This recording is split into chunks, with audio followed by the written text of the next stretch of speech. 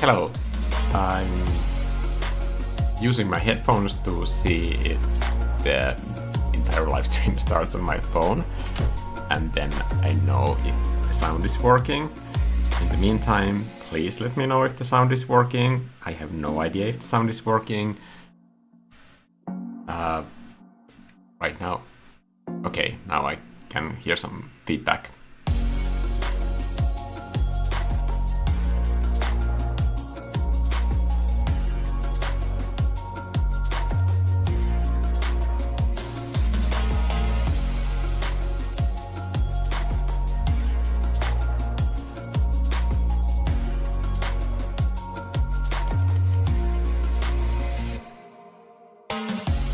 I think it's pretty okay. So I'm just gonna remove this, but if you have any requests about the sound, if the music is too loud or if the music is too quiet and you would rather hear that, please let me know in the chat. I will be reading that, but I can't be listening to the stream while I am being in the stream, so I'm gonna put this elsewhere. So if there's a feedback loop between the headphones and this, please let me know about that as well. I can still fix it. So this live stream is just gonna be this live stream. I'm not gonna be recording any top-down footage. That's how I'm able to be so much in the dark. It's remarkable. I can see myself in the tiny screen, and I can't believe just how human I look in that. Because honestly, I feel like an absolute corpse right now. I was in a bar night last night until 3, and today we are using Coal Mountains from Angry Mikko Oil Set. So we are continuing on this entire playlist of the process. So here I will probably also be using Soft Blender. And if you still haven't heard, you can download my entire Blender set completely for free. You can just set the price to €0 and download it on Gumroad. There's a link in the description of this live stream. You can also buy this entire brush set with all of these brushes that I am going to be going through one by one in these live streams, or using these palettes, because I will also be uploading all of the finished palettes into the Angry Mikko Oil set. So if you have already bought, if you have already bought Angry Mikko Oils, you don't have to do anything extra. You can just go into the my Gumroad library, which is gumroad.com/library, and there you will just navigate to this Angry Mikko Oils product, and in the product downloads you will see that there is new stuff now added. There are, I think, 2 palettes in the previous live streams that I have added in there, and I will keep adding more as we progress. Oh my god, what am I doing? I was supposed to be painting. I just wanted to show this thing from the membership live stream.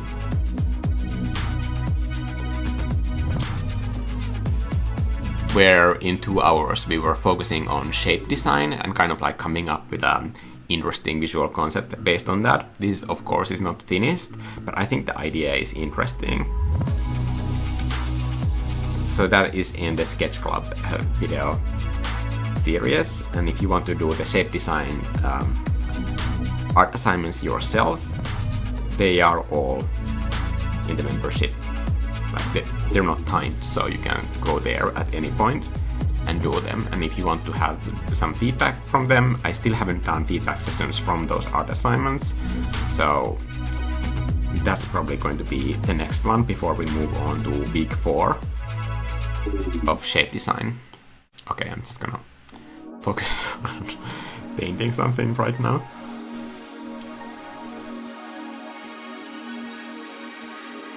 I think that's all the logistics.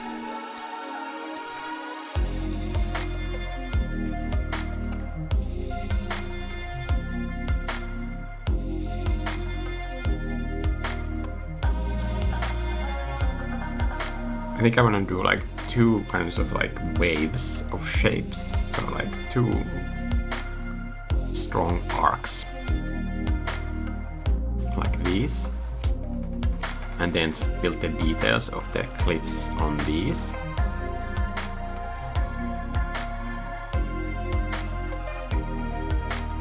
I will also be working on this palette in this session, since I'm not 100% sure how I'm going to be developing this. There are still 4 slots that I haven't assigned any colors to, but I think it's always better to work from a position of like having extra slots to fill in rather than run out of slots when I'm working on a new palette.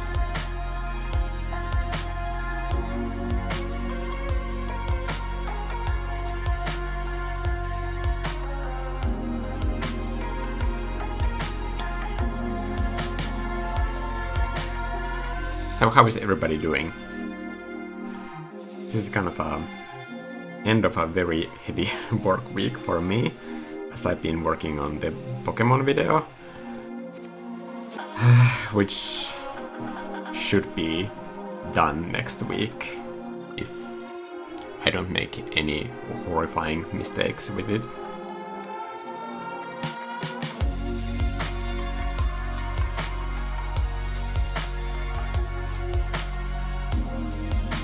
So kind of look at this entire painting from further away and just kind of see what this painting should be.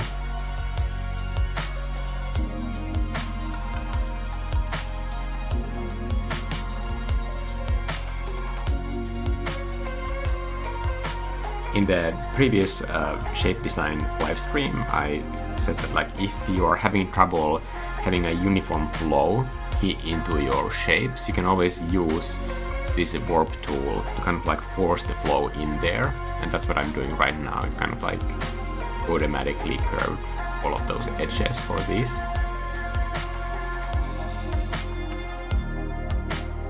Just doing two waves, like waves of rock, if that makes sense.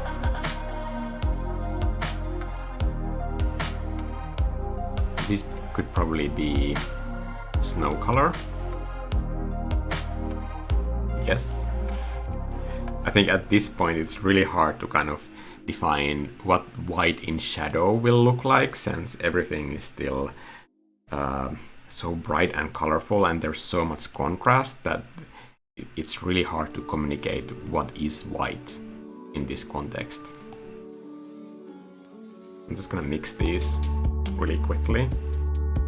Coal Mountains as a brush is specifically meant for concept design. The blocky shape makes it super easy to focus on shape design and make decisions quickly as you are working, so you can have a lot of forward momentum in your process. And if that is something that is difficult for you, like this kind of forces that on you. So I just want to be clear that these sort of things, when a brush is forcing a certain quality into the process, it can feel uncomfortable. But for example, for this, since I really want to work on the idea of this location design that I'm doing, and I don't want to get focused on like too small details. So that's why for what I'm doing right now, this brush choice is kind of supporting that end goal that I am going for, that I want to be making strong decisions and constantly keep going forward with the painting, instead of like just doing random messes and having soft edges and rendered shadings when I don't have an idea nailed down in place yet.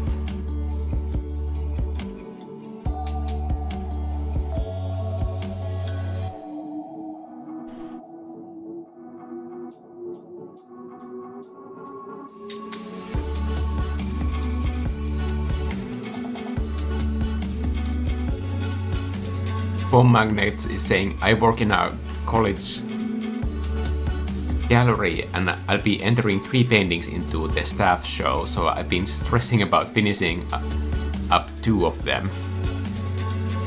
That sounds like fun kind of stress though.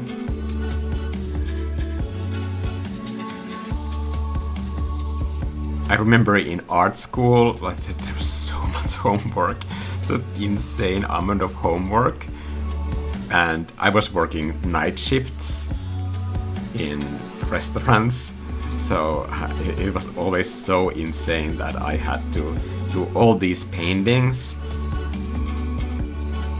when I wasn't working and I wasn't in school, and I just still to this day I do not understand how I was just like able to survive that life, because it was so rough.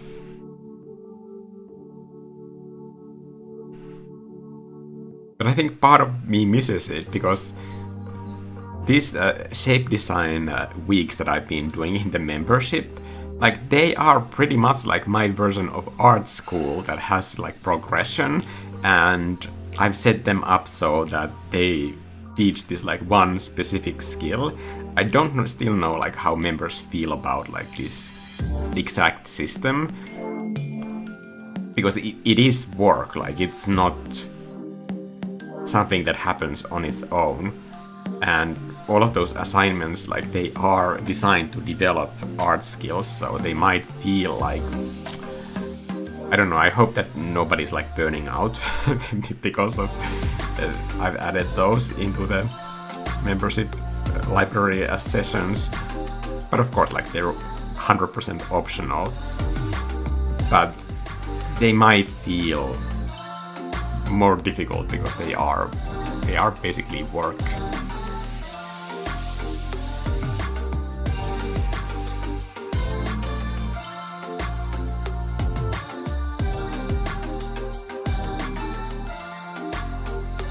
Definitely fun stress. That sounds good. Selena is saying, doing good. How are you doing? Christmas markets everywhere. I love this time of the year. Are there Christmas markets also in Helsinki? Selena is asking. Yes. I'm terrible at buying Christmas presents. Also, I don't think Meta algorithm ads are helping literally at all at this point, because it's only showing me things that I would like to buy for myself, which is like something I've never had problems with. Like, I know the kind of things that I want. I want to add there like one more fin-like shape here. Does that make sense? Yes. But there are Christmas markets. Right now there is snow coming down, but the ground is still too warm, so it's instantly melting into slush, which makes it really difficult for me to manage Vivi, because after every walk I need to dry her paws, and she has opinions about me touching her paws and rubbing them in the most gentle way possible with the softest towels that I have. I think she kind of like likes the drama of it, and she just always makes it a massive like production spectacle when I'm trying to towel her paws. It's fun, but sometimes when I'm in a hurry and she does that, it's just like, really? We have to do this every single time? Okay then.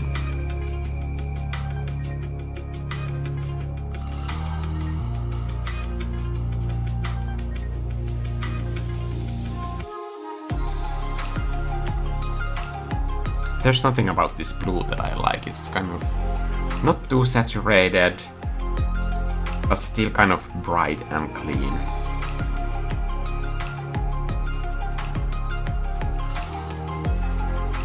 You know you're an artist when you get like excited about just like single colors and the way that they look. Have you ever had this moment when you're like buying a tube of color from art store and you're just super excited about it?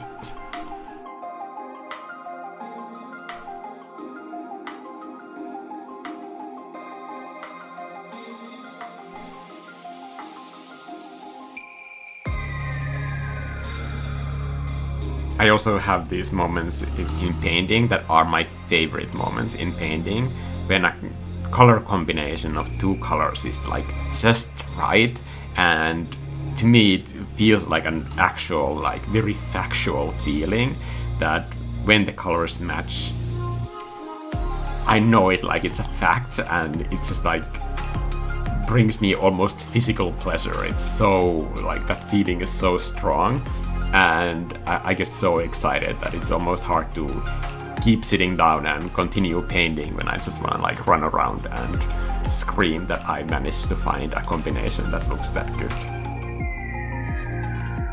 Now, I use the same color blue almost everywhere. I think I'm gonna leave this kind of like painted look because I just lightly painted this blue over everything. So it still has that sort of like peaks of layers beneath there, which I think looks nice. So I'm just gonna keep it there. There was this sort of like peach color. I think I could use that for sky. And just keep color picking this. The reason why this brush is called Coal Mountains is because right around time when I started working in video games, I was also studying matte painting, and out of like all matte painters, I think I learned the most from Dylan Cole, who is the matte painter for, or who did like the matte concept design paintings for Lord of the Rings, Avatar, and many other big movies. He's just an amazing artist. I think he also did environment concepts for Mass Effect, but I could be wrong. Anyway, he used dry chalk, like one of the default process in Photoshop, which I also used and learned to love through his lessons. So the reason why this is called Coal Mountains is because I kind of fell in love with like painting landscapes during those lessons. And I wanted to create kind of like my own version for the oil painting set. That is an oil painting brush that has that kind of like quality of colors mixing, like you can see here. But there's also, I don't know if you can see this through YouTube compression. I'm gonna do like a light brushstroke here.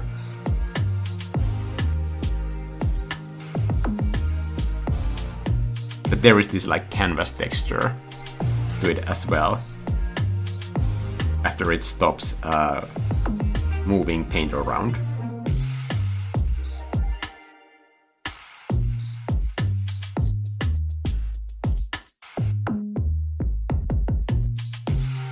So this is basically like named in honor of Dylan Cole. That's why it's Coal Mountains.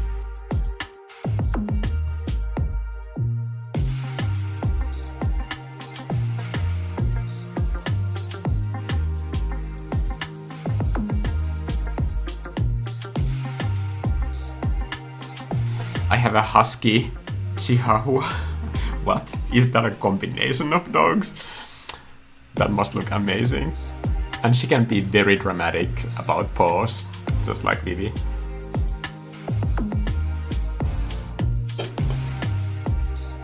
Same with Odin, Selina is saying.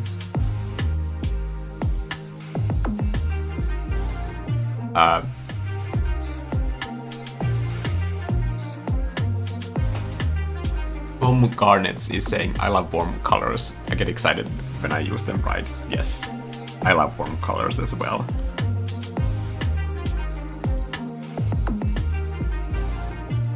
I really like this kind of glow in the horizon.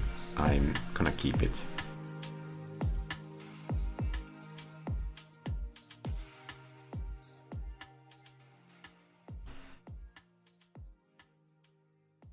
Now that I almost always have a palette of some kind, at least the start of a palette, I pretty much like tested them beforehand that I can get to a mood with them.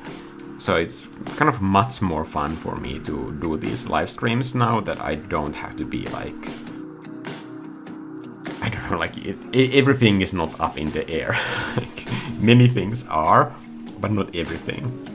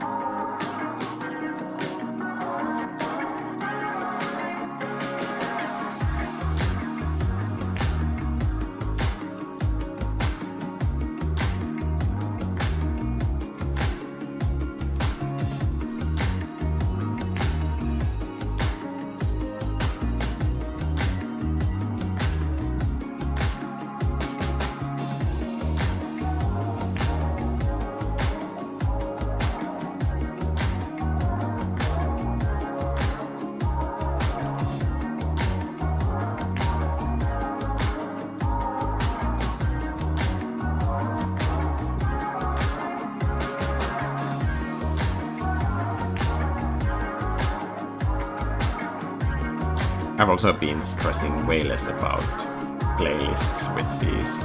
I think I've gotten better at like searching the kind of like stations on music services that I use that I like. And I think it's kind of interesting to be surprised in the process.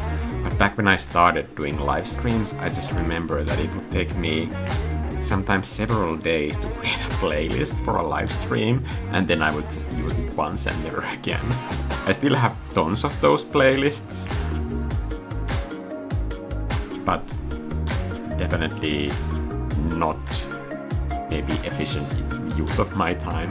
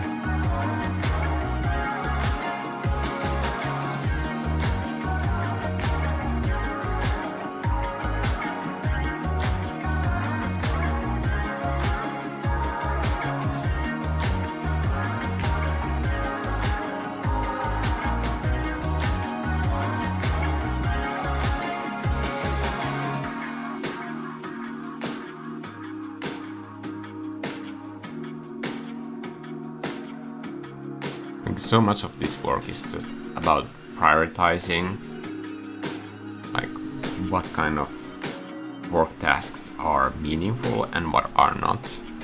Like for example, when you're a visual person, like it's easy to think that like everything visual that you do is going to be judged and set as like your quality bar or like as a proof of your professionalism in something. But when you're doing any kind of like social media as an artist, for something like, for example, let's say you do live streams like this, and you also want to do carousels or Instagram reels of your art, and then announce maybe like some sort of like product related thing at the same time. You can't drop everything and then just spend days working on like every single one of those like visual assets that are needed, because the truth is, for example, for simple product launch like the brush set that I did recently, there are literally over 100 individual image assets that I needed to create for all of the shop images and all of the like just for the two-dimensional marketplace items and social media items that were needed to do that entire product launch.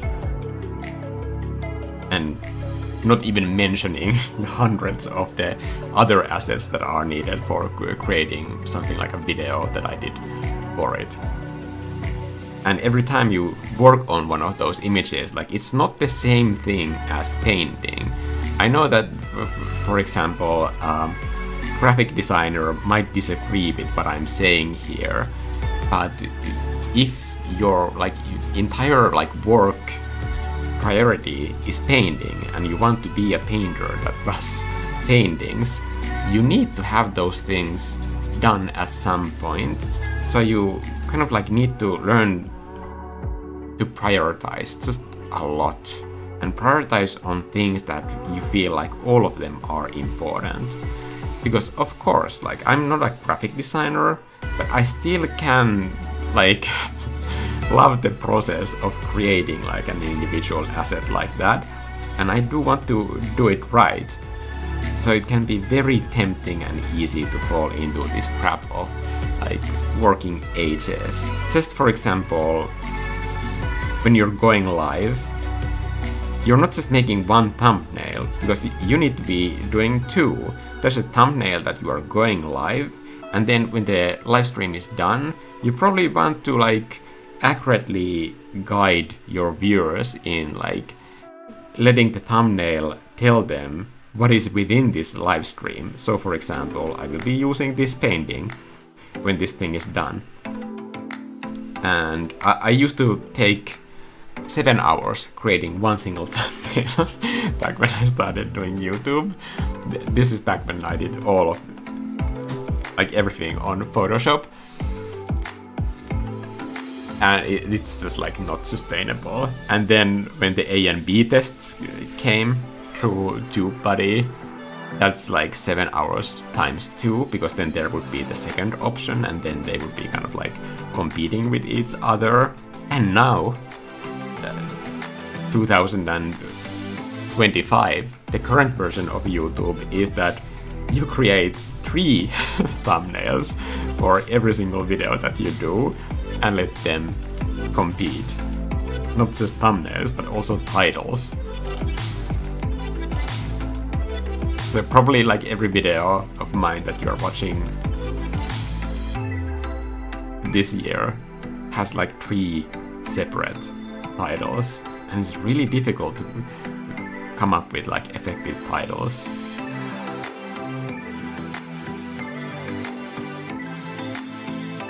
Because you want to be descriptive, but you also want people to come and see the video because you worked so hard on it. And especially for me, because I want the viewers to always come away from the video having learned something. For example, in the Pokemon video that I'm doing, it seems it's kind of frivolous, but I've been doing concept art for many years professionally. So I also have some technique things that I want to cover, even though the topic might seem it's just for pure entertainment. So it's all about packaging that sort of information in a way that the audience learns something, even though they might not feel like they are in an art class. I just kind of sneakily try to put my information in there. Because I feel very passionate about those things. I think the silhouette is kind of starting to work. I know there's a part of me that always kind of lands more towards the more outlandish and dramatic and spiky silhouettes when it comes to these things, but I think I have the right to do that. Okay, what am I actually doing now? I want this to be much darker, so I'm just gonna use this as a clipping mask and try to throw in something. Maybe this? Is it too dark? kind of hard to tell.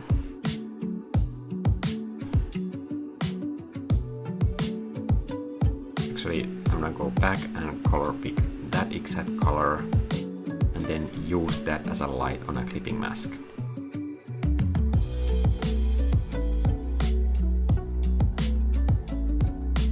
Let's do some kind of like very simple castle walls blocking. I see that the chat is rolling. Sorry, I'm like in the design phase, so I'm paying attention to what's happening here. I'm gonna check the chat now.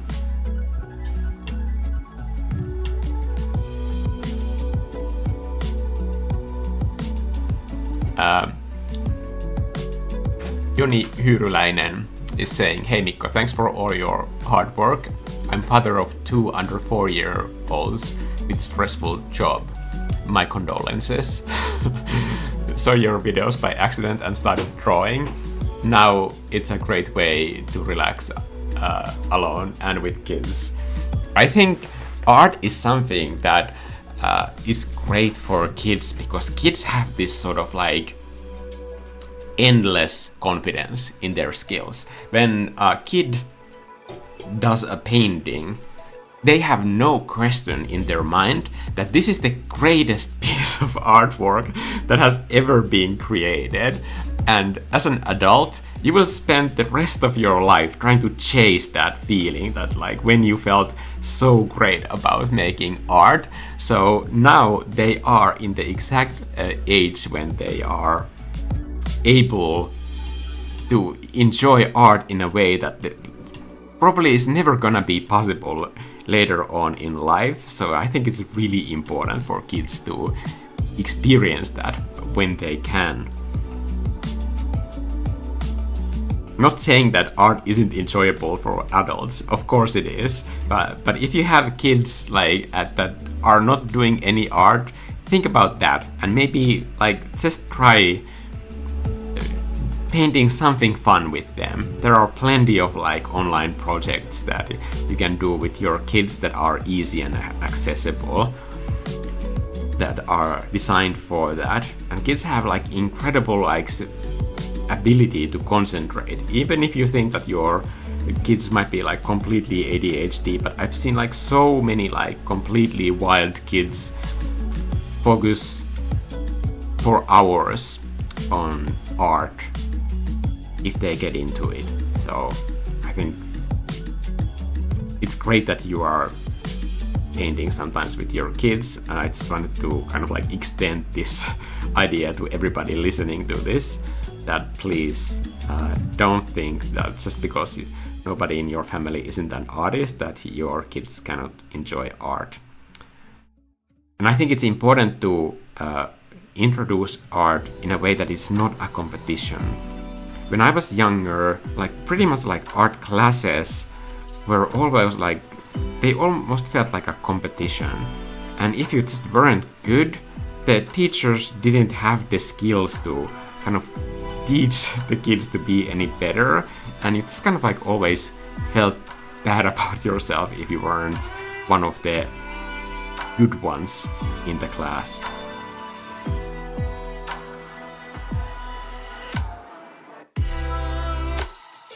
But art can also be such a, like an incredible like source of self-expression and way to get to know yourself like later in life. So if they learn to enjoy that as a kid, like then hopefully they have a higher chance of like finding it again when they are grown up. Also, thank you, Joni, for the kind words. It really means a lot to me. This is exactly the reason why I stopped doing full-time concept art, because I was creating so much art and like just thousands of paintings, and I just felt like nobody's ever gonna see them. Like I've done so much art that nobody's ever going to see, and I still feel kind of like weird and bad about that. But more than that, and now this is going to sound like very selfish, but like I knew for a fact that like nobody knew that I am working there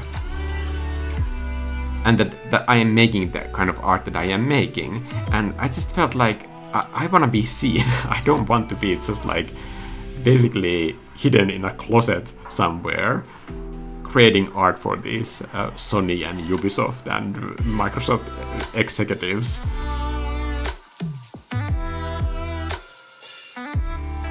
Because art has the power to like mean so much to so many, and once you like create enough art, you end up having so many of those experiences when somebody comes to you and says just like how much like a single painting you made that you probably didn't care about that much meant to them. And that will happen like over and over again. And it's incredible how often for me those situations are paintings that like I honestly felt like, okay, this didn't turn out that well. Just last week there was this woman who sent me a DM on Instagram and told me about this painting that absolutely like she did all the work, of course, that like went from that point onward, but it was just incredible that like she had so much like passion about this one painting that I had done that was like a catalyst for her to like completely change the course of her entire life. And now she's an artist that she wasn't before, like just because of that one single painting. And when I was reading that, I had to Google the name of that painting because I had forgotten that I had even painted a painting with that name. To me, at the time, it meant nothing. Like it just was completely inconsequential to my life that I had created that, but it was like absolutely like life-changing for somebody else. And that's why I feel so strongly about you should always publish your work. Like even if you think that you're not good enough, but like this idea came to you, you can't know what it can mean to somebody else. And this is why I felt like it's so wrong that like I kept making so much art that kept being like hidden and stored away in those sort of like game company hard drives that like nobody's ever gonna go into and open them and see those paintings. Like I knew that the power that art can have in people's lives already back then, and it just like constantly felt like this like strange feeling of dread that like we are doing something wrong. Like I know that this sounds like completely like I'm on some kind of like weird spiritual quest about this, but I just seen it repeated so many times. And you never know like what kind of effect art can have in someone else's life. But once you keep publishing your artwork, you will like run into situations when you start noticing like why it's important to show your work. That it's not just about you. In fact, it's very little about you at all. That art has so much power that it can do without you even realizing it. And who knows how many situations like that there are that like I just will never know about at all.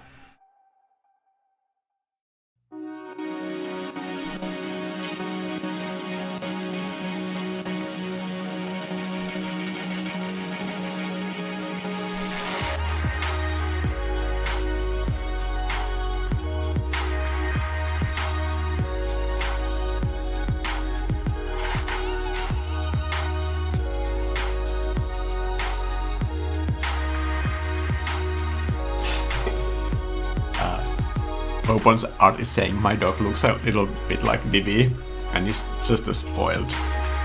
I doubt that.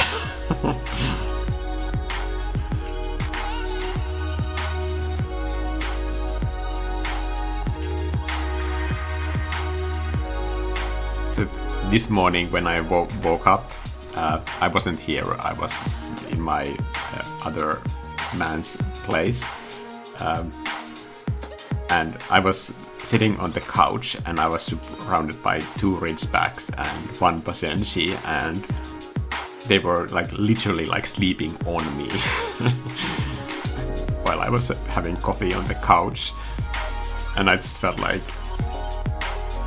this is closest to being a Bond villain that I will ever get. Like I just felt like I should have a secret button to launch some missiles. It was so cool. Ridgebacks are basically like small horses indoors.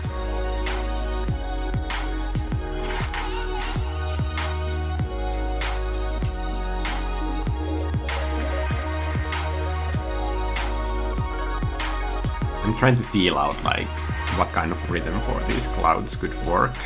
I want to be mindful of the checkerboarding, the play of light versus dark on those castle walls, so that all of the important dramatic silhouette shapes have enough space to read.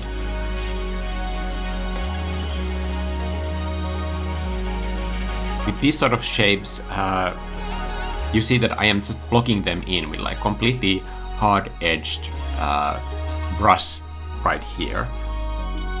And you don't have to always use like cloud brushes or soft shapes. This is also something that I learned from Dylan Cole, that it's more about the graphic shape that is either directing the eye here, and that's why it's more important to like just get the block in place.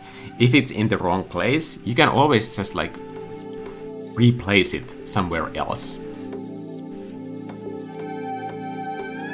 But having all of these sort of like blocky shapes be completely rendered soft and smooth, it's gonna make it much harder to evaluate if those decisions to put them in there are right in the first place. So here I wanna like softly overlap with the edge so that it doesn't look like these clouds are avoiding the main subject, that there's some interaction there.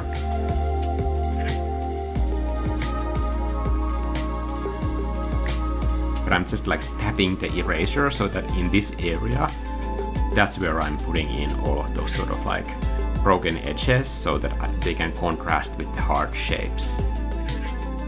So that's basically the shape design, the entire composition trick happening up here.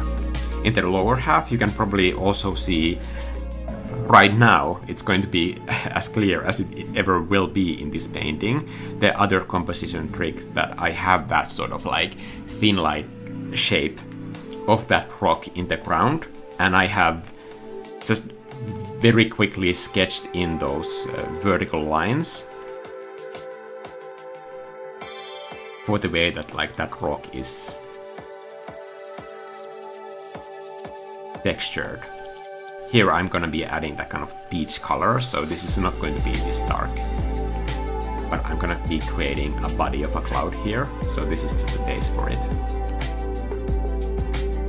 So for the rock, there is this like vertical diagonal direction from lower left to the top right. And it's a movement of straight lines, and it's going to be contrasted with those arcing lines of snow on top of it. So just 2 different shape languages contrasting with each other, and that's the entire trick for the entire lower half. And then on the ground I will probably have just horizontal ones to let the lower half of the illustration breathe a little bit.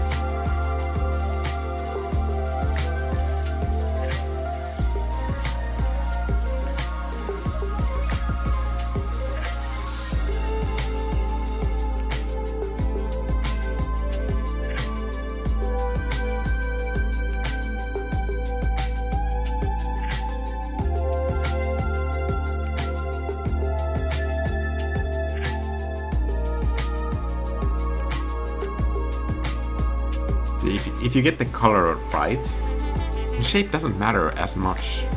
You can completely, for example, abstract even human bodies into blocks. And if you get the light and the color and the value right, you're able to completely fool people into thinking that like you have a painting of people, even if it's just abstract shapes.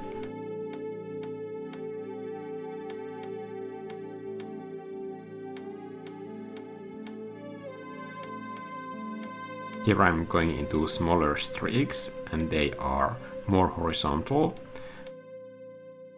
We don't have perspective lines in the sky, but they still exist there. So treat like the bottoms of clouds almost as if there's a tile grid, and those tiles get bigger as you go up in the sky. These ones are far off in the distance, so those tiles are very small and streaky, the bottoms of the clouds. But once we go up here, then if you think about perspective lines like this, we are seeing the bottoms of those clouds, so we see way more of it. So even if it's just sky, and even if it looks like just ornamental abstract shapes, these are still basically on a grid like everything else.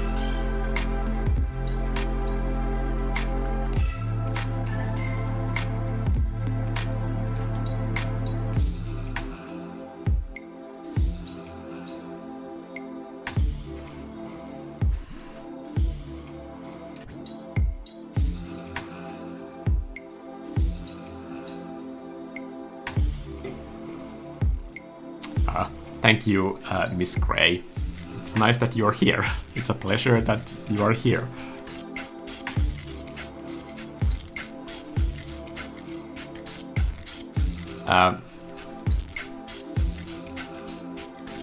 Home Garments is saying, after college I tried to get into this dev, then I realized that I didn't want to work under anyone. I didn't want to give up creative freedom. Just wish I figured that out sooner. Well, it's better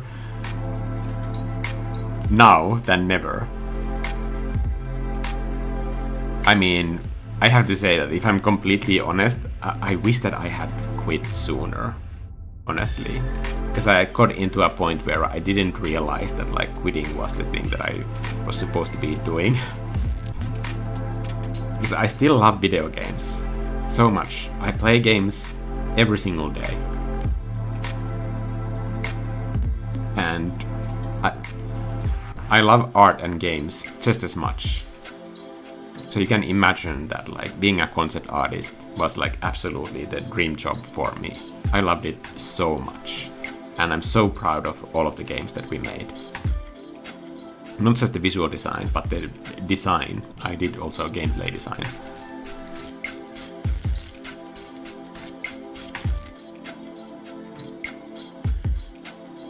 But I think there was this sort of like, there was other things that I still needed to do on this planet in life, that like the games weren't like just enough. Like I just felt like there's this other thing that I need to get done, and that is this. And I've said this many times, but this entire YouTube channel wouldn't exist without Robin Sealark or Robin Klont's channel.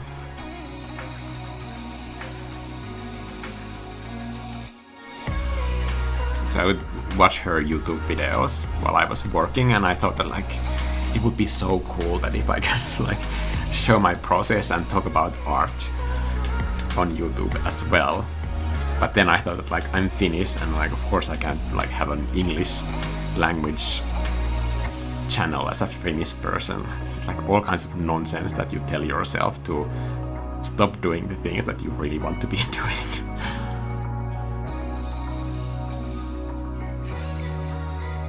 We think that there are all these rules in how you're supposed to live your life, and most of those rules are just like completely made up and have no connection with reality. I think I'm gonna go and close the door because my boyfriend came home and our dog is about to explode.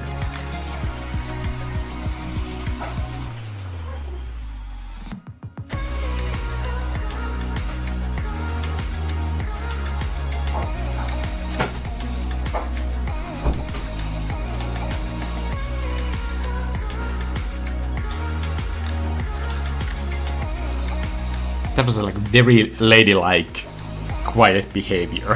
I don't know what's happening. She's being so quiet. This is not normal. I hope she's okay.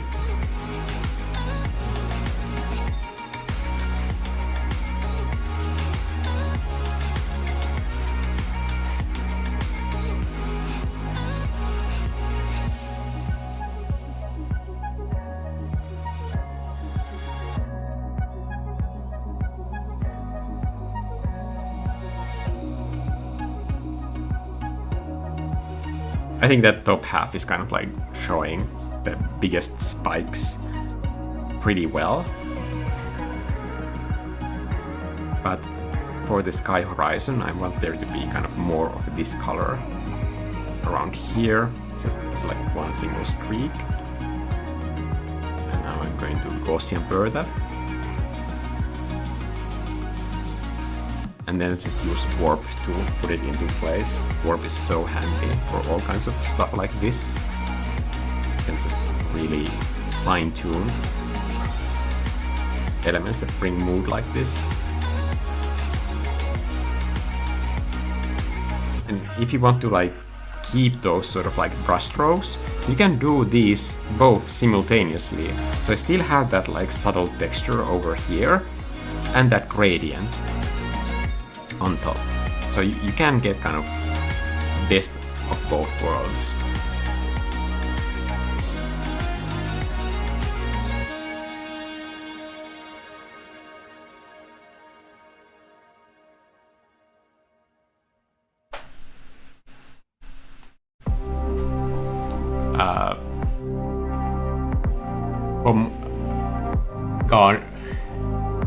Is it Garnets?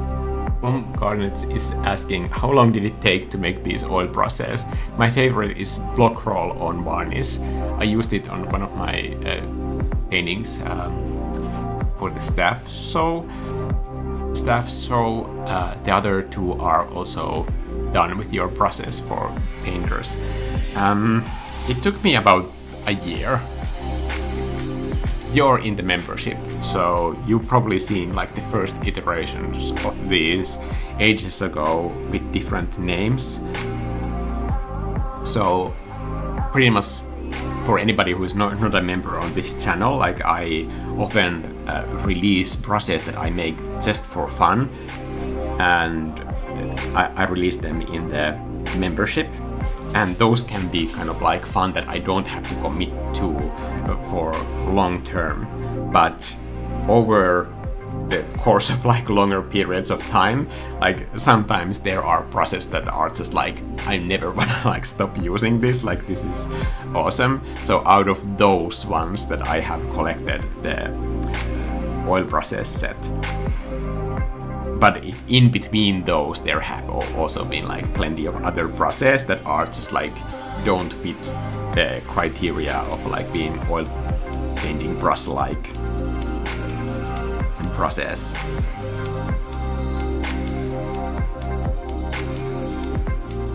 But I think a year is pretty accurate approximation of like how long this entire process has taken me. Oh, I like that. I think that's kind of like indicating where the sun is, and we don't need to show it if we do this. So I'm gonna keep this like bright orange.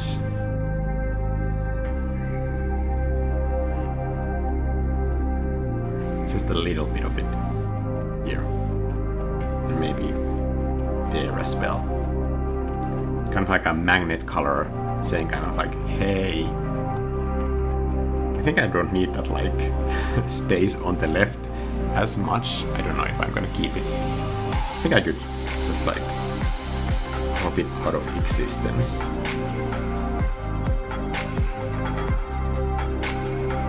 if the painting needs look space anywhere, I think it's on the right and not on the left. Or I don't know, maybe it could be just in the middle.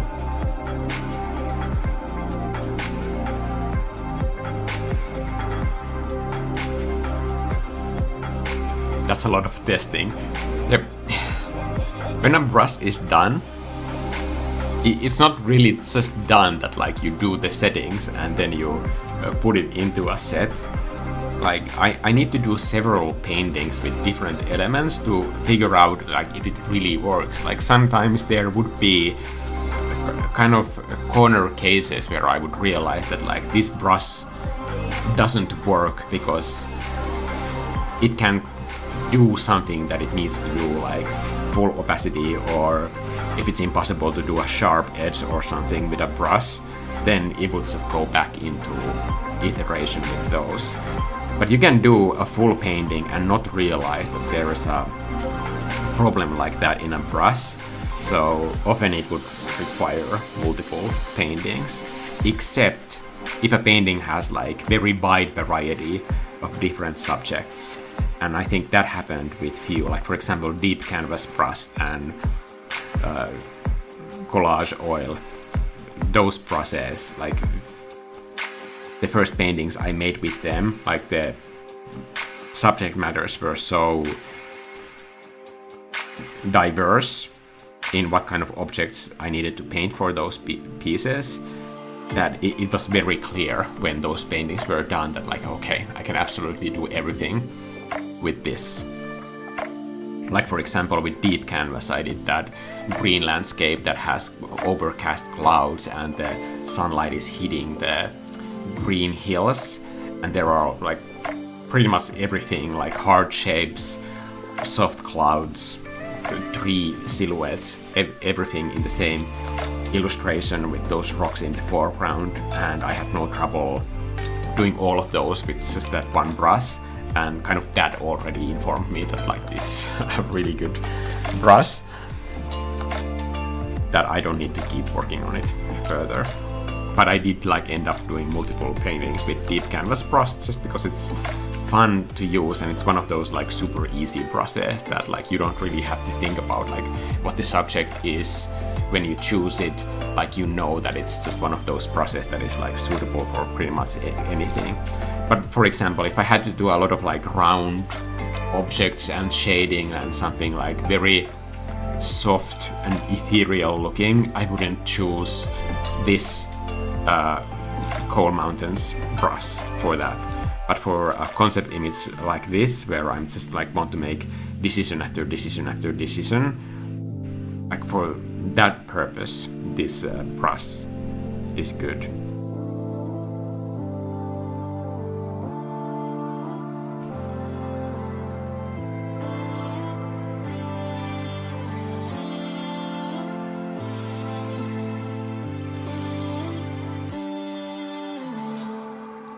I want to imagine the sunlight hitting some of these like upper parts of this hill, so I can kind of underline here in the more visually like dense, detail-rich area, but the entire kind of theming of the shape language is that here are the arc shapes, and then they are meeting those vertical shapes lower down, because I'm going to have visual noise that is diverting from these lines as well.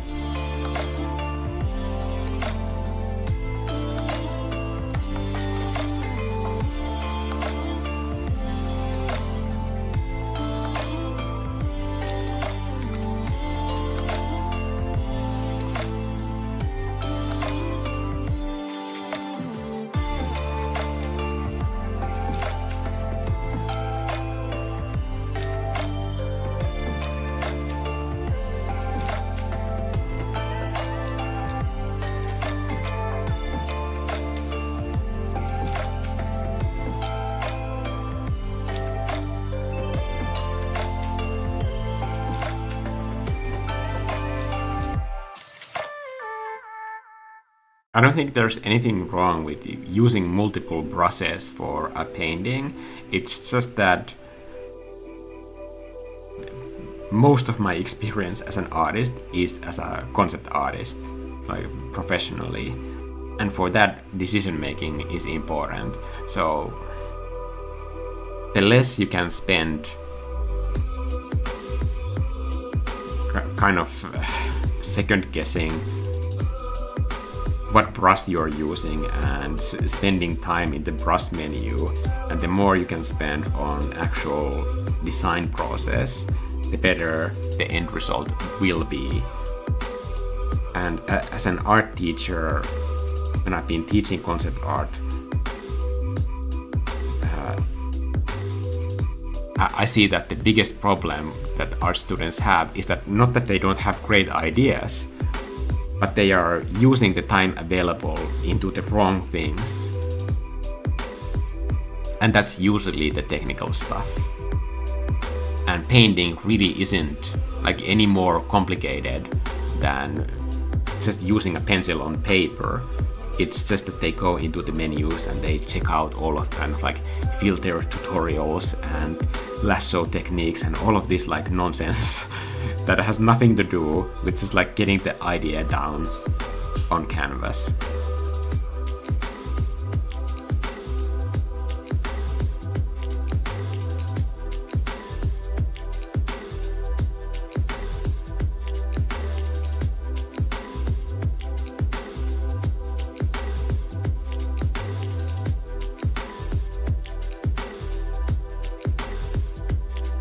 And I always say that like I don't care what tools the students are using if you are like doing the assignments on time and they are about idea generation. And sometimes some students do the assignments with like traditional tools or even 3D, but I've noticed that the more difficult the tool is, if they don't have like insanely high proficiency in, for example, 3D software, like it ends up kind of muddled. I've seen great art assignments like done with, for example, 3D, but more often than not, like if the tool is complicated, then I'm just gonna always have like more feedback on the idea itself, because the rendering is like not that important. Once you're at a specific skill level, like the idea is really the only thing that matters.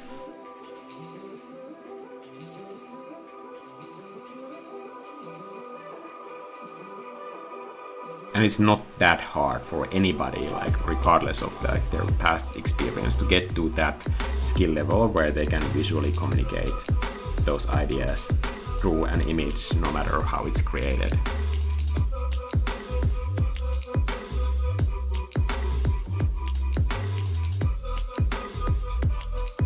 Especially now that you can like basically generate images with AI with a press of a button, it's more important than ever to have good design where you can kind of communicate the story and world building through your design choices, because the machine does none of that for you. And then you can have like a hireable skill.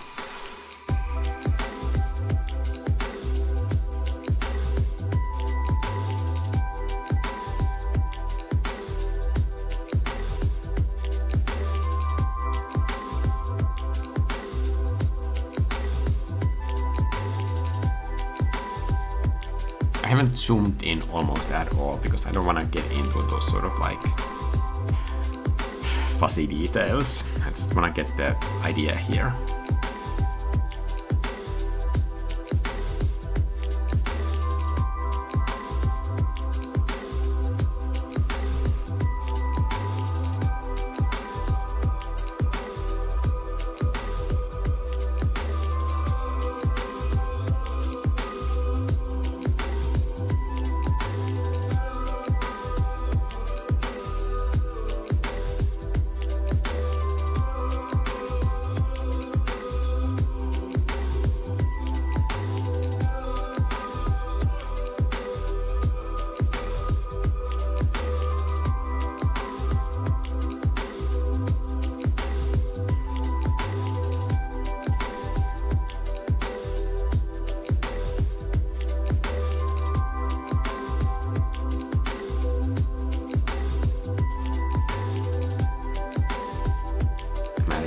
one more motion blur, maybe even one more.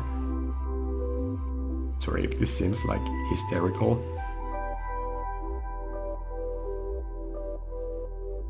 I think that's enough. And then I'm gonna add a black layer mask and hit the middle button to put the drawing assist on. And then I'm just gonna do vertical streaks.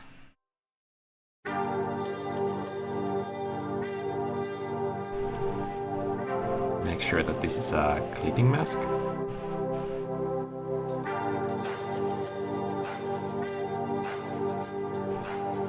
And that I am painting on the mask itself, not on the layer.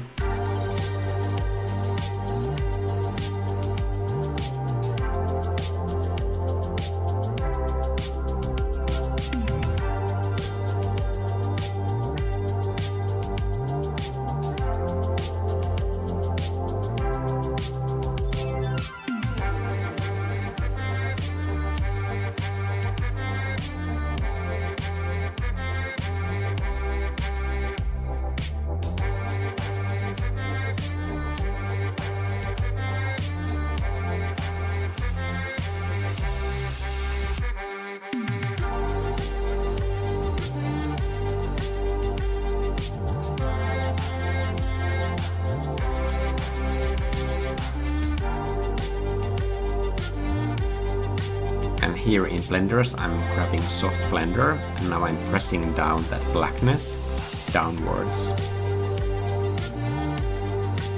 And I'll go into lower opacity to make this a more subtle effect.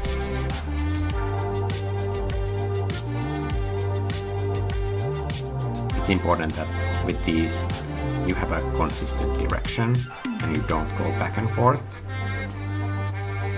That immediately looks really, really bad.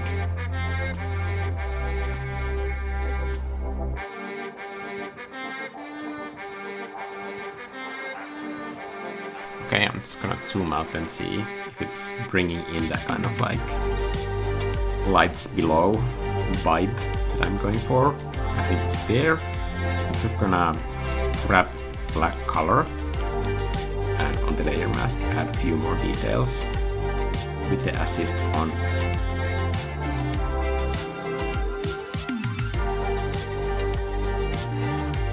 This is basically like just like garbage, but it's giving the illusion of detail that is there. It's not actual detail, it's just nonsense.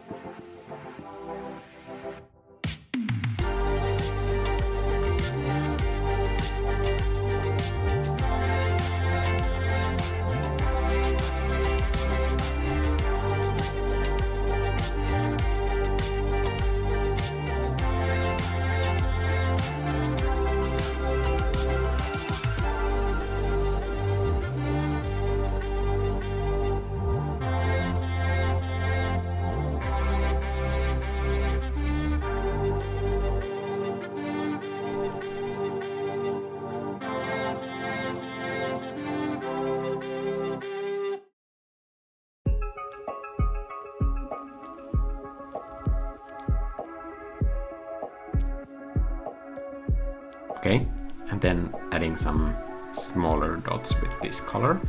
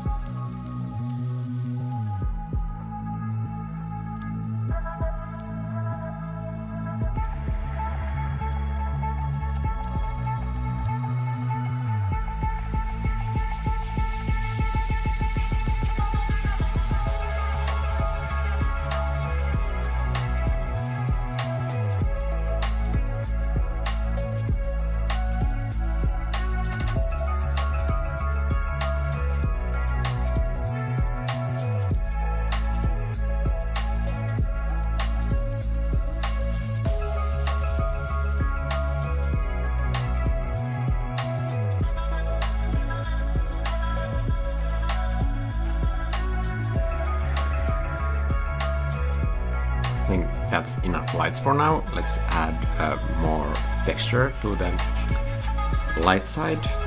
This is the light side. So I'm just gonna duplicate the light side and then crank down the saturation quite a bit and add, I'm gonna commit that light thing. For this I'm gonna do a mask, turn it into black layer mask, and then with a really big brush I'm just like tapping in on the screen like quite randomly, and this is just like creating variety into that light side element. And this is kind of like treatment of variety that I'm gonna be doing a few times. So I don't know if you can like see what I even just did, but now there are just like blotches of like more desaturated version of this wall. I'm gonna duplicate that and then just do like a very, very tiny hue saturation. Maybe add a little bit of brightness. And then same thing, dark layer mask. And now instead of like just doing bright spots here, I'm also picking up that like previous iteration of variety. And now this is not just adding like color marks, but it's using that previous level of variety that is already in there and further kind of like adding variety in exponential way, because it's picking up that like previous level of saturation and the saturation after the iteration. Those were merged together, and now they were also modified with this new layer mask. So every time you do this, you will have more variety exponentially.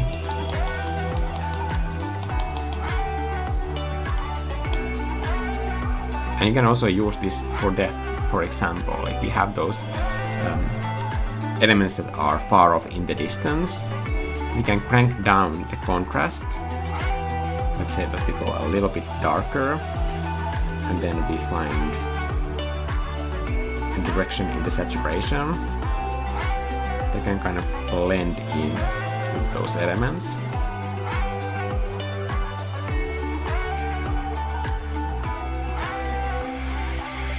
And now, because these elements are far off in the distance, I'm just going to tap down, like tap with white on layer mask, so that I am kind of lowering the contrast of these distant elements. Same with these elements that are far off on the right side.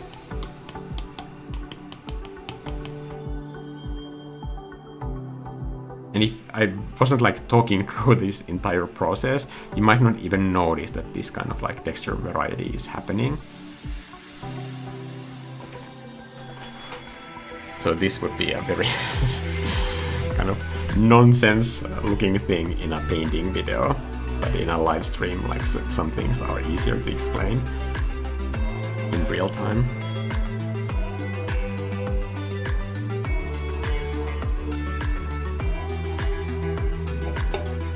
I know what app you are using, Procreate. The most difficult part for me is starting with the right color palette. You can just steal this color palette. Like, I don't own colors, so go and screenshot this right here. And the cool thing with color palette is like if you screenshot it and you bring it into Procreate, that screenshot, you can go into hue and saturation and just use this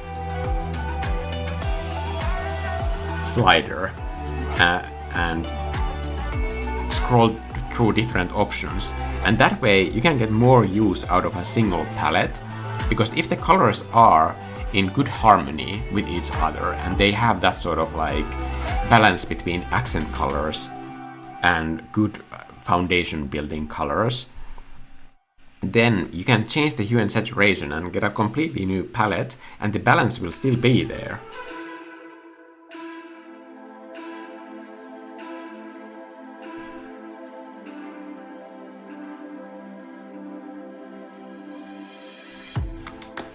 adding kind of like fluffier clouds here, because there's this like dark silhouette edge of the castle on the left.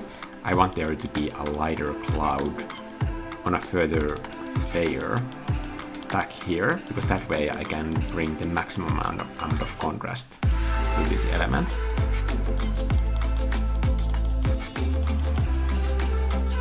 It's almost like a card of which the only purpose is to highlight that one area.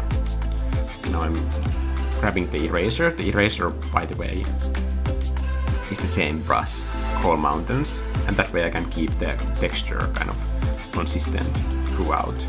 This is going to look a little bit insane because of these diagonal lines over here, but trust me, I'm not done. Now I'm duplicating this cloud, and I'm going into blenders, and I'm using the same free blender that I used before for the lights, soft blender.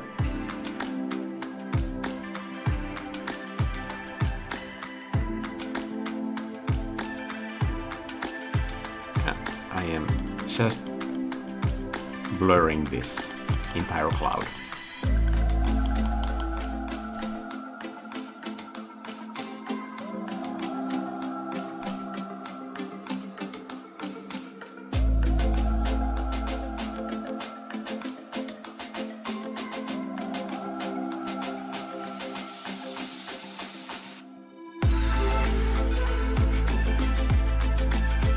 Same thing still applies to what I said before.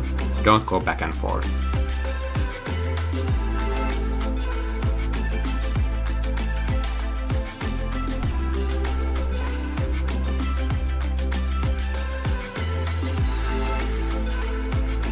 I think this light streak on the snow really could have a little bit more contrast, so I'm finding it in the layer stack here, and I'm duplicating it and then just finding a brighter version of it.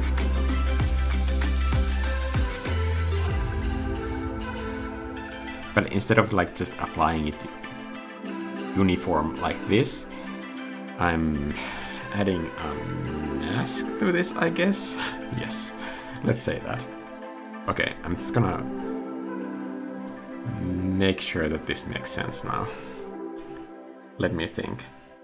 So, is this actually needing the layer mask for anything? If this was like unclipped, okay, it does need it. So I'm gonna use this, that was the base of a clipping mask before. I'm gonna use that as a selection, and then go into selection by long pressing the S, and then selecting invert, and I'm gonna delete everything outside of this selection. I'm gonna press clear, and then on this layer I'm gonna do the same thing. I'm gonna long press the S to go to the previous selection, and then select clear again. Okay, now I can use this as a clipping mask and add a mask to it, invert it, and then just do like a light swipe over here. I think I could go even wilder with this light streak.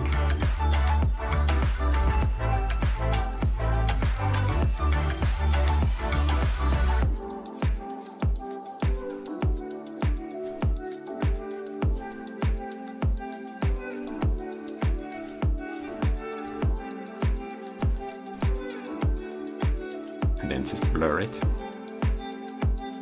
so that it turns into this gradient. It will still be a little bit more saturated, but I might do it with additive blend mode, and then just bring down saturation, brightness, and other factors down to where it makes sense.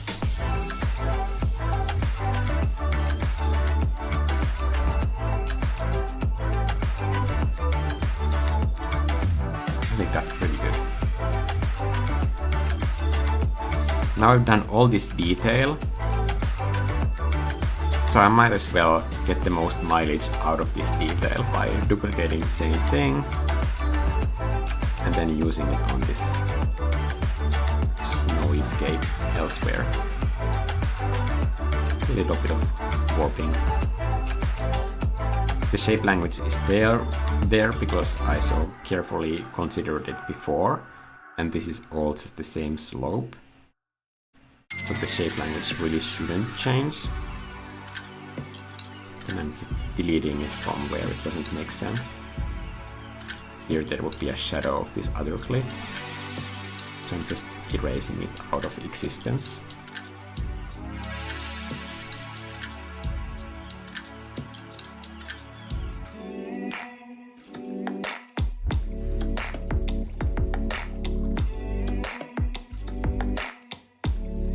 I'm evening out the gradient a little bit, but there's still a slight movement throughout.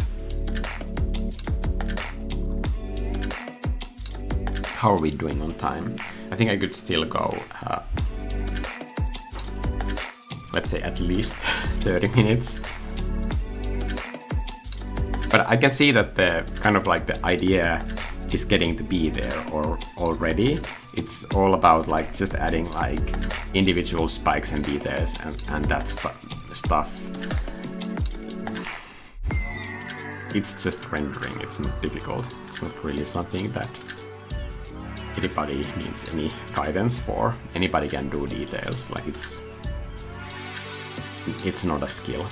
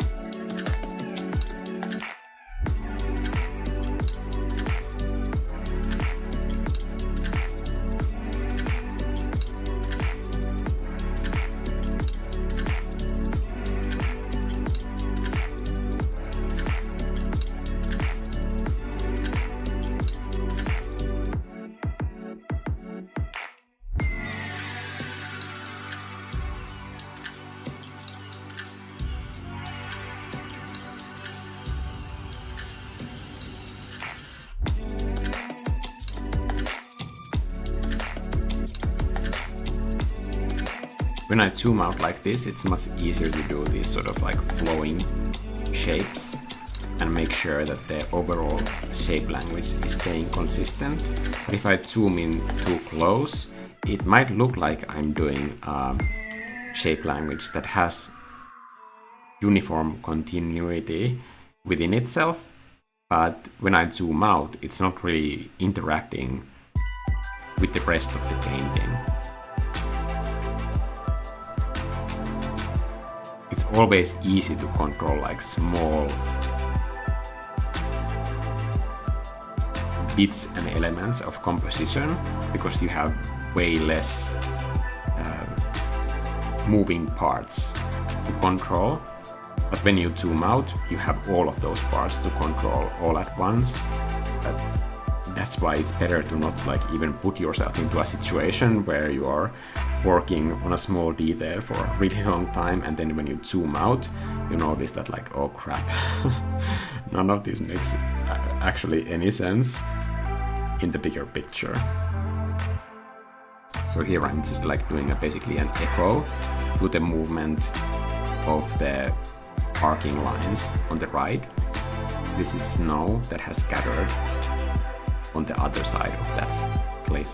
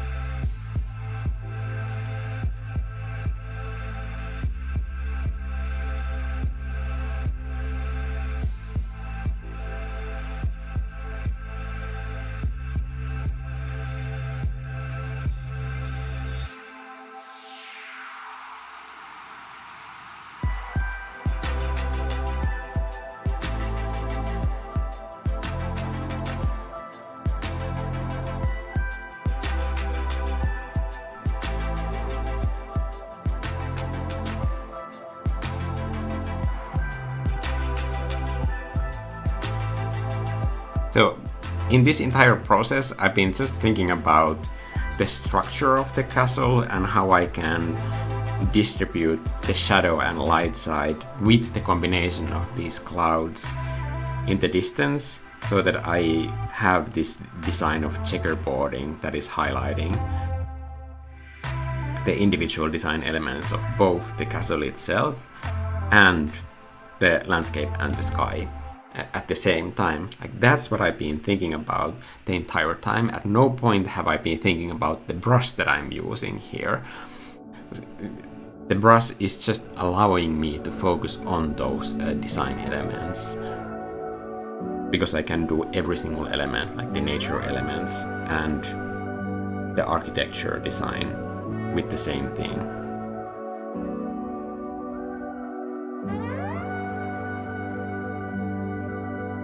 That's what I mean when I always say that a good tool is one that you don't have to think about. Also something that is easy to learn. Like, if for you the default round brush in any application that you are using is easy to learn, there's nothing wrong with using just the round brush. It's a great tool for getting ideas done.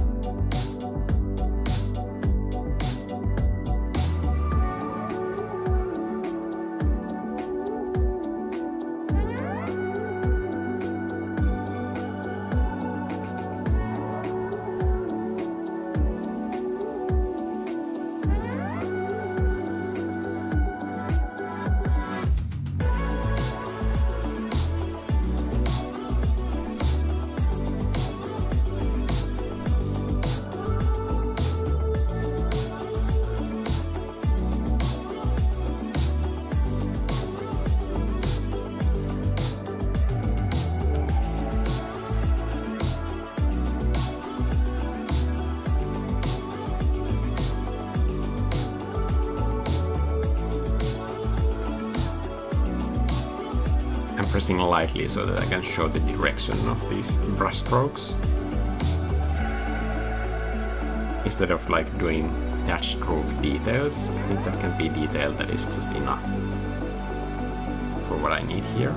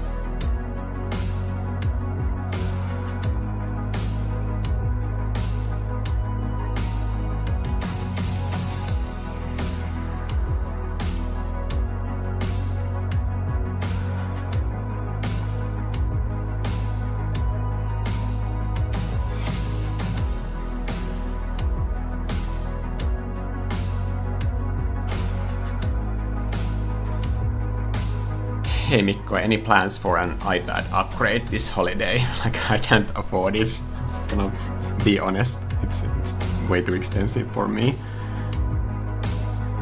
So I'm gonna keep using this iPad for now. Sorry, I can't. I have nothing interesting to say about where the current iPads are at this moment.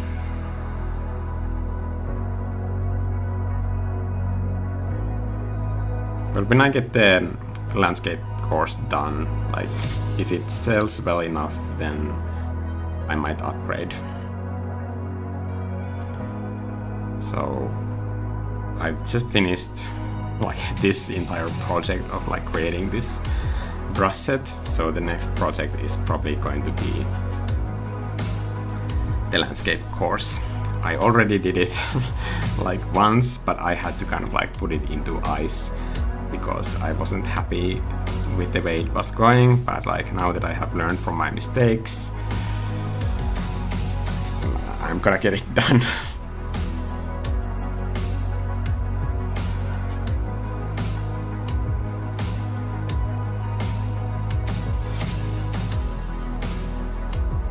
I'm kind of have to keep the channel going as well. But landscapes I feel like so passionate about that there is that priority thing that I was talking about in the beginning of this live stream again. When I feel so passionate about something, it's really hard to kind of commit to like a certain way of doing things because I just want to get it right.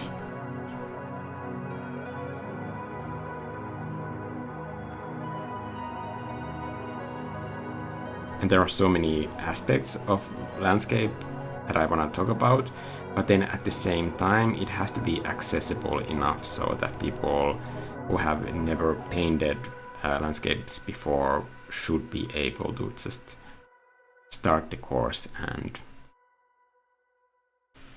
get results. So I want to find some kind of like a middle ground between follow along tutorials and also this sort of like old school art teaching where you basically have the tools to do whatever, like you're not attached to just like what painting I'm doing, but I want to give you the tools of like doing your own art, but also examples like how to get there and break down those examples. So currently I'm somewhere about in this planning phase. I am somewhere between those two elements in a way where I think that like maybe the landscape course is going to have assignments that I also do, and I explain how I do them, and then people would have the option of like kind of like following that as closely as they want, or just follow the general assignment and do it their own way. And I think that way I could give options for everybody, like because there are different kinds of students. Some want to have this sort of like very guided experience before they are left on their own devices, and some people just want to like get creative right away. And I'm gonna be honest that it's kind of hard to find the balance between those two.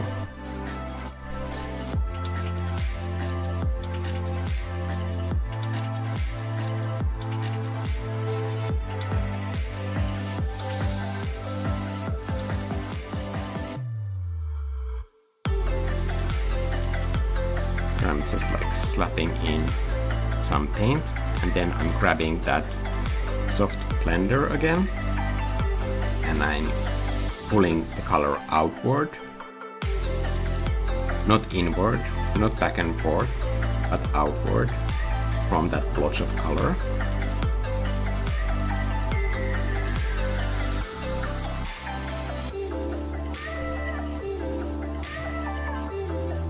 And now that I have this, I'm gonna duplicate it, put it into here,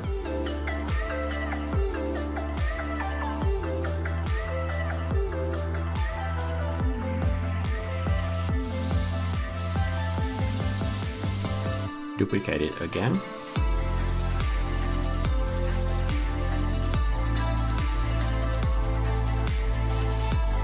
and again.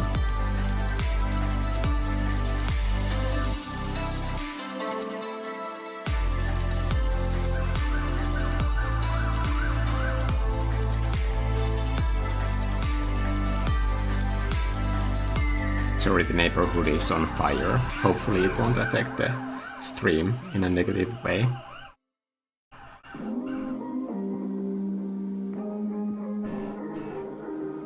I hope whoever is burning alive will be somewhat okay.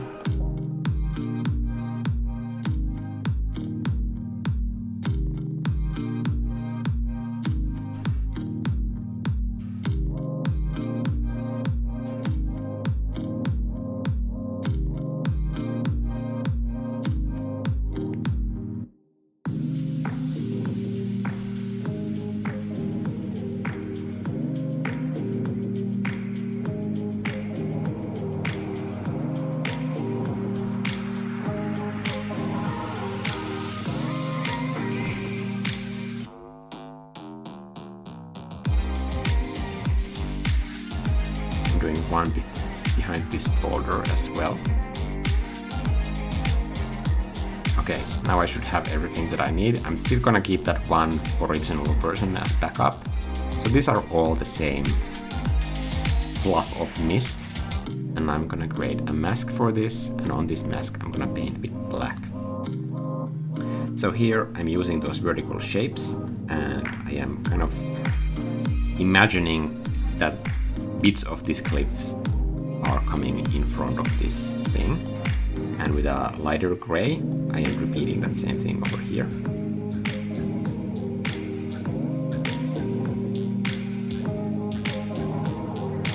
Just adding more layers to this entire scene. So this is just light gray now. Also here I'm using lighter gray. And then black. Then I'm going to have like a really stark line between the different elements.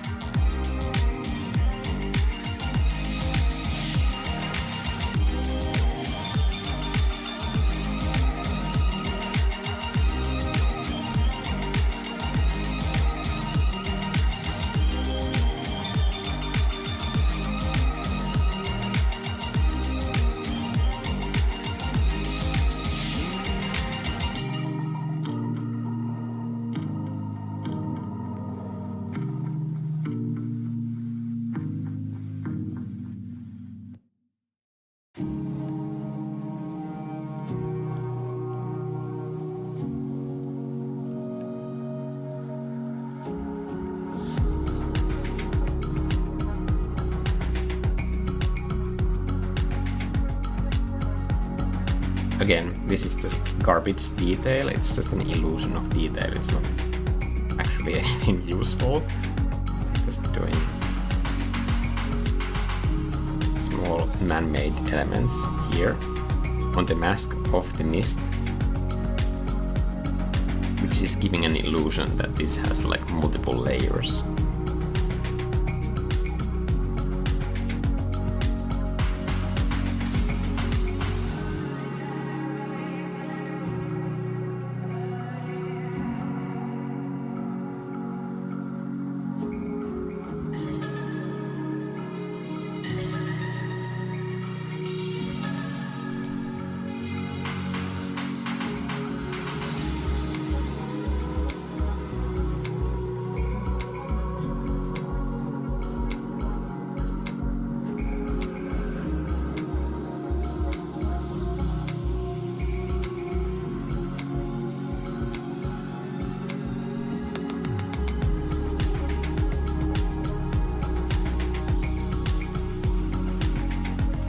somebody's saying, I don't use Procreate, but I do like to paint, so I'm subbing. Like, this isn't really a Procreate channel. I just happen to use Procreate, but I'm doing videos about art and like the entire like process of painting. But I do like to do digital painting, and the tool that I happen to be using is this. But all of the digital painting tools, they're all the same. You can fight me on this. I really don't care. I mean, like literally that if you're using Clip Studio Paint, if you're using Photoshop or Krita, I'm saying that I have used all of those for professional work, and they're all the same. Like, it's all the same tools. That's it. You can fight me in the comments. I mean, art is art. Like, it's almost like saying, like, I'm using a red pencil, so I need to be watching a red pencil channel about how to use a pencil for drawing.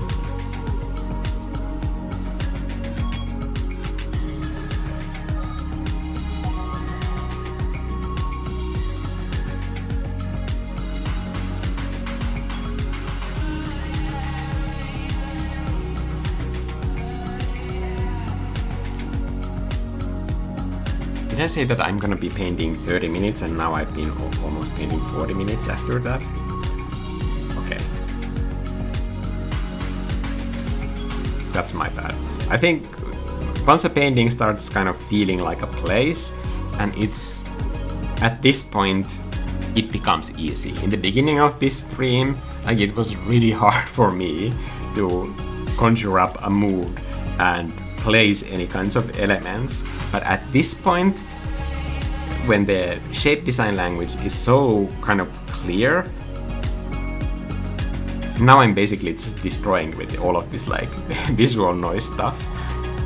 But this type of painting is so easy, and it might look like I've gone into like small details and it's getting like super fancy now, but this stuff is the easy part, and it's super addictive, and it's really hard to stop.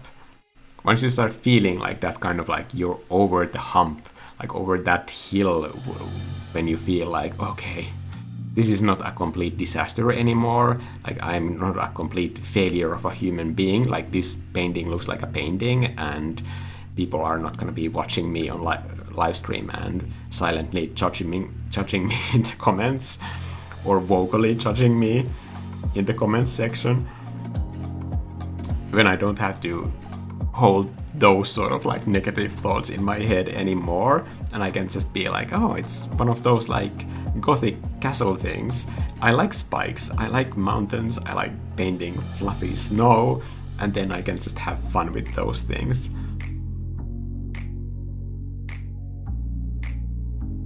That's what I mean about easy. Like, technically, all of these actions that I'm right now doing, like when it comes to painting, they're also easy, but it also feels easy. And not a lot of things in art feel easy, but this is just one of those things. Like, once you have done the design work and you can see that the bones are there for a painting, and you can just enjoy it. And I think there's nothing wrong with enjoying it. It's just, I always say that in these live streams, I want to focus on like getting the visual impact across, and I think we're pretty much there. Like, I could be rendering this for 40 hours and the visual impact wouldn't drastically change whatsoever. I could be like, if this was a concept image for a matte painting, for example, and then I did the kind of like photo covering, like photo texture covering for all of these elements, and turned this into a photorealistic thing that could be used as a matte painting with parallax scrolling and everything, it wouldn't be that much different. It could take 100 hours to get to that level of realism, but the visual impact would still be the same. And I think that's a good matte painting when it doesn't destroy the original concept.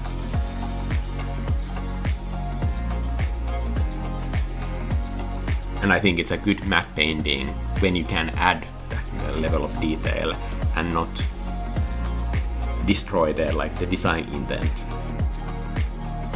for the thing that you're creating. I think there could be some kind of a purple color for the clouds as well. Between those two, like there's no transition color in there. I'm gonna try and find that.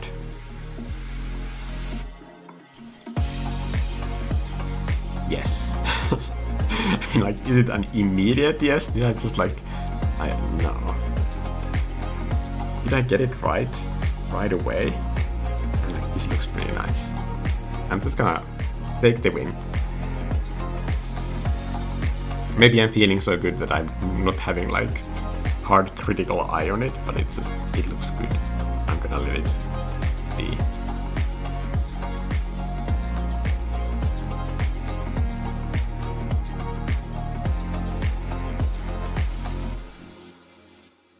And then duplicate this and then Gaussian blur it.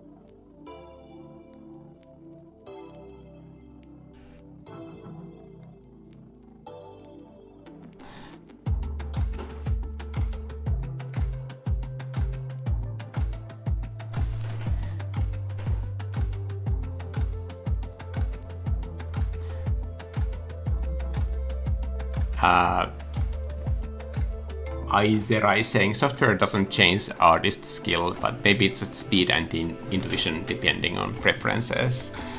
I recommend Procreate to a lot of like beginner artists that are studying art, because here, like, unlike Photoshop, it's very easy to get rid of like all of the stuff that is not important for painting at all.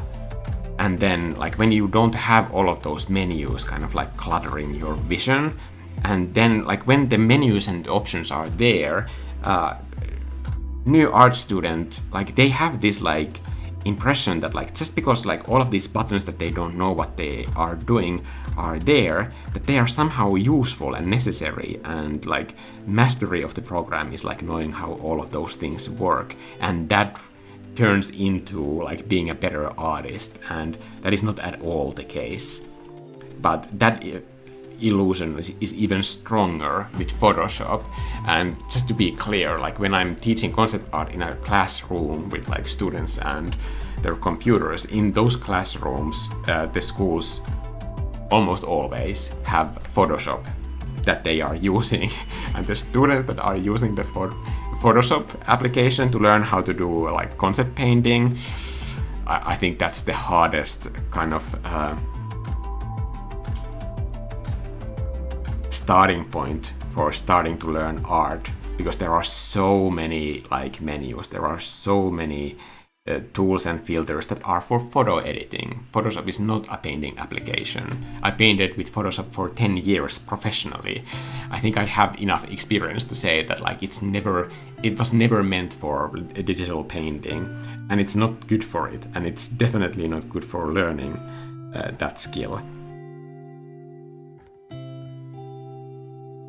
So if you're kind of like new to digital painting and you're on the fence between Photoshop and some other application, pretty much anything else would be probably better for digital painting, if that's what you want to do, than Photoshop.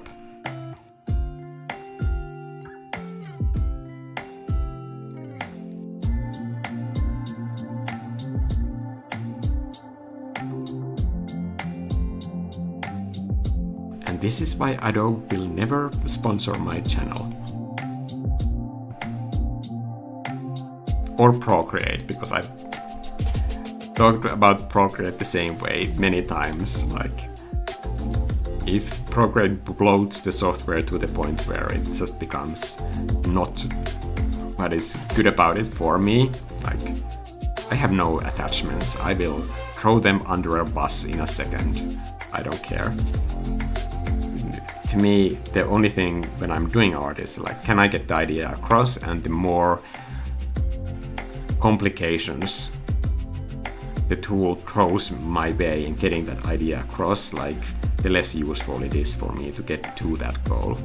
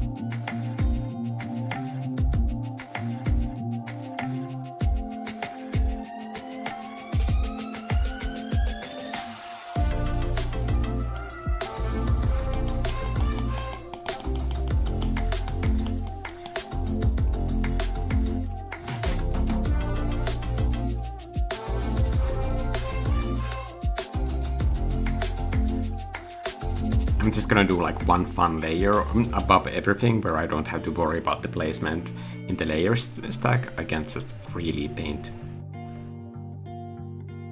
whatever here.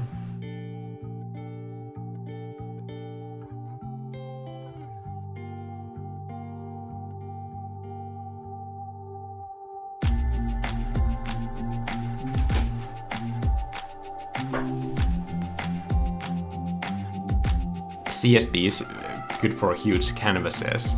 I can get like over 10,000 pixel paintings done on this very old iPad in Procreate, so I don't have print needs that would exceed that currently.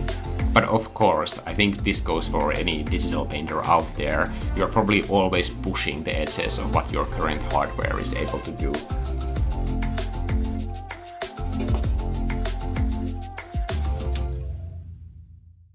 Now put in a little bit of like snow that hasn't fallen off these rooftops here.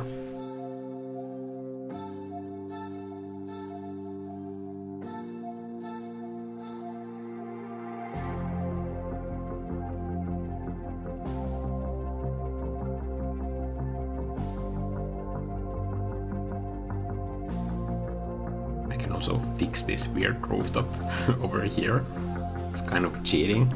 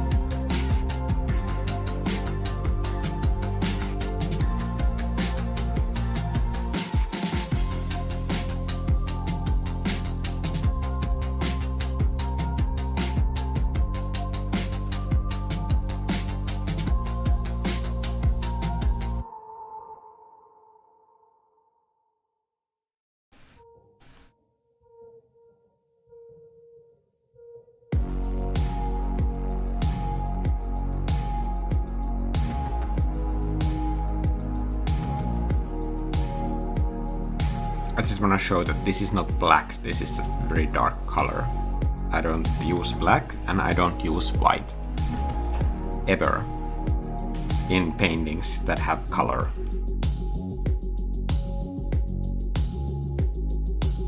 Once you make that decision, you don't really have to like spend time thinking about it. You can just not do it.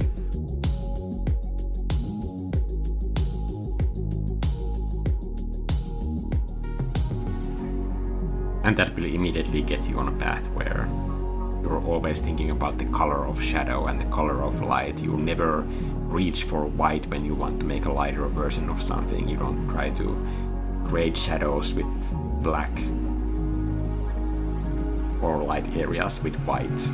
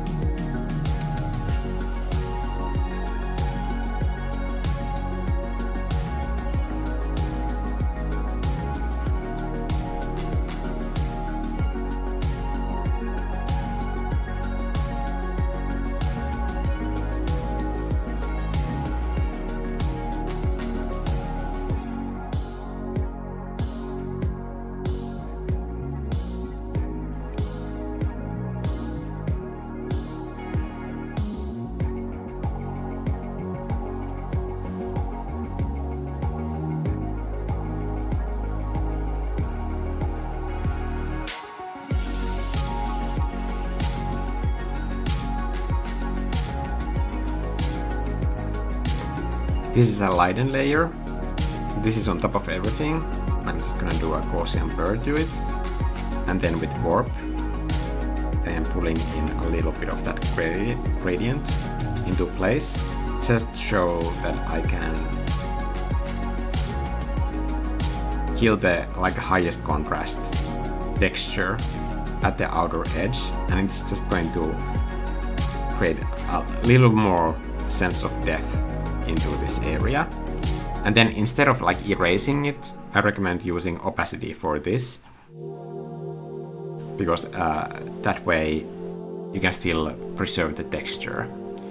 But a lighten layer reacts very badly to blenders, so don't use that on those, or at least be very aware of like how it blends. You can use eraser, but do it with a textured brush.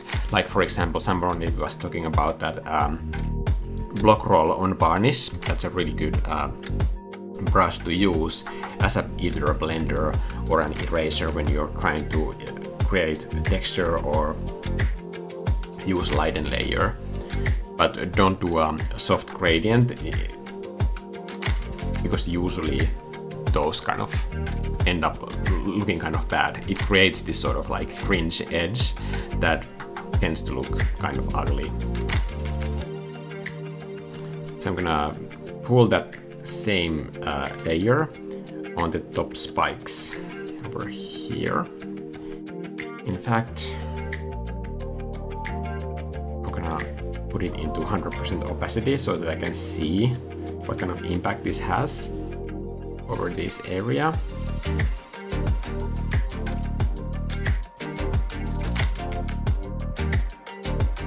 Add a little bit more brightness, maybe saturation.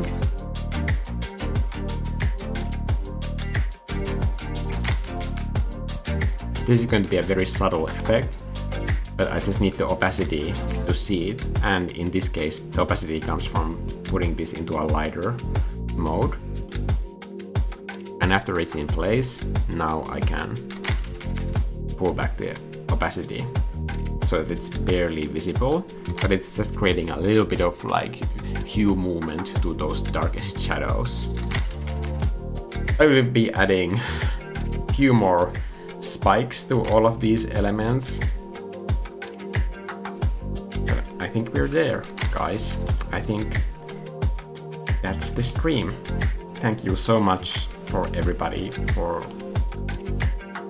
being here together on this stream. I think it's always the best part of my entire work week, to be able to paint with you guys. And this is not gonna be a video or anything, this is just a painting for this live stream. Oh, there's a weird vertical line here, like we can't have that at the very corner of the painting, so just like a really quick fix here. Okay.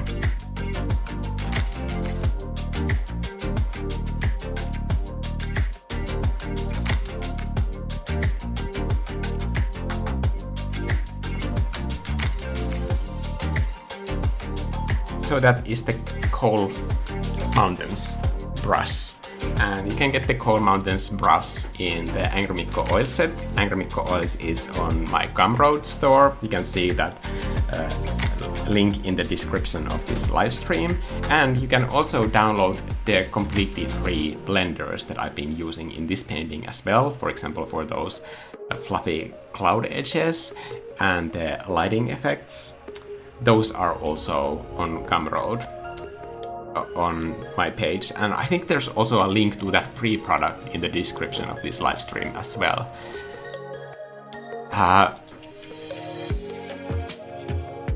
Thank you to everybody who joined, like Alzera, Plastic Pen, Lopons Art. I'm sorry for butchering all of your names, but I appreciate you all the same. I'll see you guys in the next video. Hopefully that's the Pokemon video. I'm super excited about releasing that. It's gonna be quite different to what I normally do on this channel, but I love like being able to talk about environment design and that entire process in that video. So I can't wait to see how you feel about that. Thanks again for being here, and I'll see you guys in the next video. Bye!